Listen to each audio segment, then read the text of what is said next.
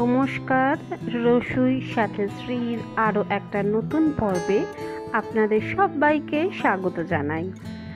আজ আমি নিয়ে চলে এসেছি একটা দারুণ মজাদার রেসিপি, ভেজ মাঞ্চুরিয়ান। কারণ শীতের চলে যাওয়ার মুখে প্রচুর সবজি আমাদের বাড়িতে পড়ে থাকে, তো সেগুলো দিয়েই খুব ভালোভাবে বানিয়ে ফেলা যায় এই ভেজ মাঞ্চুরিয়ান। তো চলুন দেখে নেওয়া যাক এটা তৈরি করতে আমাদের কি কি ইনগ্রেডিয়েন্টস লাগে। আমি এখানে নিয়ে নিয়েছি বাঁধাকপি কুচি, ধনেপাতা কুচোনো, গাজর কুচোনো, ক্যাপসিকাম কুচোনো এবং লঙ্কা কুচোনো। অ্যাকচুয়ালি বাড়িতে যা পড়ে আছে সেই সব পড়ে থাকা ভেজিটেবলসগুলো আমি নিয়ে নিয়েছি। এবার এগুলো আমি একটা বলে নিয়ে নিলাম। তারপর এগুলোকে একটু হাতের সাহায্যে মিশিয়ে নিলাম। এবার এতে দিয়ে দেব নুন, বেসন এবং অল্প একটু চালের গুঁড়ো। এবার হাতে সামান্য একটু জল নিয়ে নেব এবং তারপর হাতের সাহায্যে ভালো করে এই সমস্ত ভেজিটেবলসগুলোকে বেসন, চালের গুঁড়ো এবং নুনের সাথে ভালোভাবে মেখে নিতে হবে। এরপর মাখা হয়ে গেলে আমরা একটা প্লেটে ভেজ মাঞ্চুরিয়ানের বলগুলো বানিয়ে নেব। আপনাদের যার যেরকম পছন্দ সেই রকম সাইজের বল বানিয়ে বানিয়ে তৈরি করে নেবেন আগে।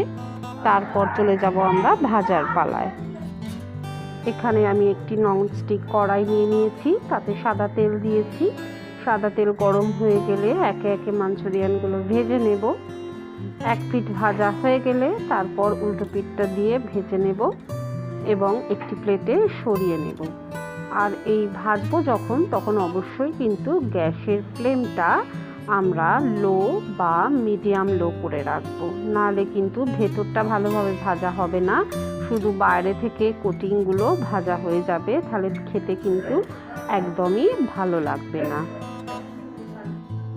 আমি এখানে সমস্ত ভেজ বলগুলোকে ভেজে তুলে নিয়েছি। এবার চলে যাব মাঞ্চুরিয়ানটা বানানোর প্রসেসে। ওই একই কড়াইতে আমি আবার একটু সাদা তেল দিয়ে দিয়েছি। এবার আমি এখানে আগে থাকতে কুচি করে রাখা রসুনগুলো দিয়ে দিলাম। যে কোনো মাঞ্চুরিয়ান ডিশেই কিন্তু রসুন মাস্ট। আমার সমস্ত ইনগ্রেডিয়েন্টসের ডিটেলস আমি এই ভিডিওর মধ্যেই দিয়ে দেব। তো আপনাদের সবাইকে রিকোয়েস্ট করব পুরো ভিডিওটা দেখুন, আর ভালো লাগলে লাইক করবেন, শেয়ার করবেন বন্ধুদের সাথে। এবার আমি এখানে দিয়ে দিলাম কাঁচা লঙ্কা কুচি। রসুন আর কাঁচা লঙ্কাটাকে একটু সটে করে নিয়ে এখানে আগে থাকতে কেটে রাখা বড় বড় ডুমো ডুমো সাইজের পেঁয়াজ এখানে দিয়ে দেব। এবার একটু নাড়াচাড়া করে দিলাম তেলেতে পেঁয়াজটা, এবং তারপর এখানে নুনটা দিয়ে দিলাম আন্দাজ মতো, আর ভালো করে নাড়াচাড়া করে নুনটা মিশিয়ে নিলাম। এবার এখানে আগে থাকতে কেটে রাখা ডুমো করে যে ক্যাপসিকামগুলো ছিল সেগুলো এখানে একে একে দিয়ে দেব এবং ভালো করে সটে করে নেব পেঁয়াজের সাথে। এরপর আমরা এখানে দিয়ে দেব ভিনিগার, টমেটো সস, আর অল্প করে সটে করে নেব। আমার এই ভিডিওটা ভালো লাগলে প্লিজ সাবস্ক্রাইব করবেন আমার চ্যানেল রসুই সাথে শ্রী। এরপর আমরা এতে অ্যাড করে দিচ্ছি সয়া সস। সয়া সসে কিন্তু অল্প নুন থাকে, কাজে আগে যখন আমরা নুন অ্যাড করেছি তখন কিন্তু সেই বুঝে অ্যাড করতে হবে, এটা একটু মাথায় রাখবেন। সয়া সস দিয়ে একটু নাড়াচাড়া করে নিলাম এবং পুরো রান্নাটা কিন্তু রাইট নাও হাই ফ্লেমে হচ্ছে, কারণ যে কোনো মাঞ্চুরিয়ান বা চাইনিজ রান্না হাই ফ্লেমেই করতে হয়। আমি এবার অল্প একটু কাশ্মীরি লঙ্কার গুঁড়ো এতে দিয়ে দিলাম যাতে কালারটা আসে। এটা অপশনাল, আপনি নাও দিতে পারেন। এবার এটাকে ভালো করে নাড়াচাড়া করে নিয়ে অল্প একটু গরম জল আমি করে রেখেছিলাম সেটা এখানে অ্যাড করে দিচ্ছি। জলে ফুট ধরা অবধি ওয়েট করব এবং জলে ফুট ধরে গেলে আমি এখানে অল্প একটু জলের মধ্যে কর্নফ্লাওয়ার গুঁড়ো রেখেছি সেটা এতে অ্যাড করে দেব যাতে থিকনেস এসে যায় এবং একটা বেশ স্লারি লুক আসে এই ভেজ মাঞ্চুরিয়ানের মধ্যে। এটা দিয়ে খুব ভালো করে নাড়িয়ে নিতে হবে যাতে লাম্প সৃষ্টি না হয়, সেটা খেয়াল রাখতে হবে এখানে।